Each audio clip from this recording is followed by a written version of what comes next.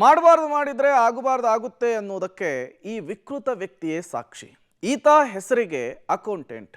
ಈತ ಮಾಡ್ತಾ ಇದ್ದಂತಹ ಕೆಲಸ ಮೆಟ್ರೋದಲ್ಲಿ ಇರೋ ಬರೋ ವಿಡಿಯೋ ಮಾಡೋದು, ಹೆಣ್ಣು ಮಕ್ಕಳ ವಿಡಿಯೋವನ್ನು ಸೆರೆ ಹಿಡಿಕೊಂಡು ಅದನ್ನು ಇನ್ಸ್ಟಾದಲ್ಲಿ ಅಪ್ಲೋಡ್ ಮಾಡುವಂತಹ ಕೆಲಸ ಮಾಡ್ತಿದ್ದ. ಕೊನೆಗೂ ಕೂಡ ಈ ವ್ಯಕ್ತಿಯನ್ನು ಪೊಲೀಸರು ಅರೆಸ್ಟ್ ಮಾಡಿದ್ದಾರೆ. ಅಷ್ಟಕ್ಕೂ ಈ ಕಿರಾತಕ ಯಾಕೆ ಈ ರೀತಿ ಮಾಡ್ತಾ ಇದ್ದ? ಪೊಲೀಸರ ಇನ್ವೆಸ್ಟಿಗೇಷನ್ ಈತ ಬಾಯ್ಬಿಟ್ಟಿದ್ದಾದ್ರೂ ಏನು?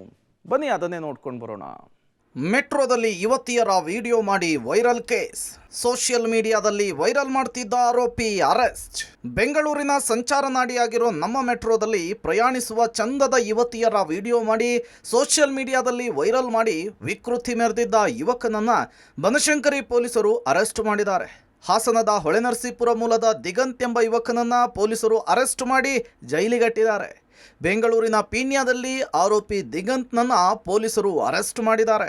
ಆರೋಪಿ ಖಾಸಗಿ ಕಂಪನಿಯಲ್ಲಿ ಅಕೌಂಟೆಂಟ್ ಆಗಿ ಕೆಲಸ ಮಾಡಿಕೊಂಡಿದ್ದ.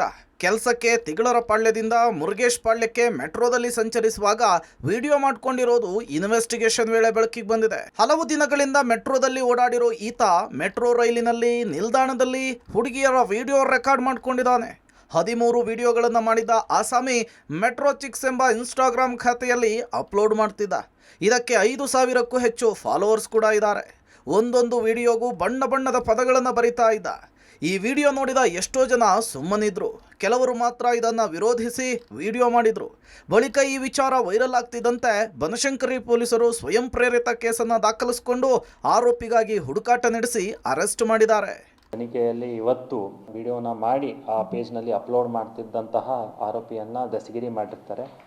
ಆರೋಪಿಯು ಒಂದು 27 ವರ್ಷದ ಯುವಕನಾಗಿದ್ದು ಅವರು ತಿಗರಪಾಳ್ಯನ ನಿವಾಸಿಯಾಗಿರ್ತಾರೆ. ಅವರು ಕೆಲಸ ಮಾಡೋ ಜಾಗ ಒಂದು ಪ್ರೈವೇಟ್ ಫರ್ಮ್ನಲ್ಲಿ ಅಕೌಂಟ್ಸ್ ಇಲಾಖೆಯಲ್ಲಿ ಕೆಲಸ ಮಾಡ್ತಿರ್ತಾರೆ.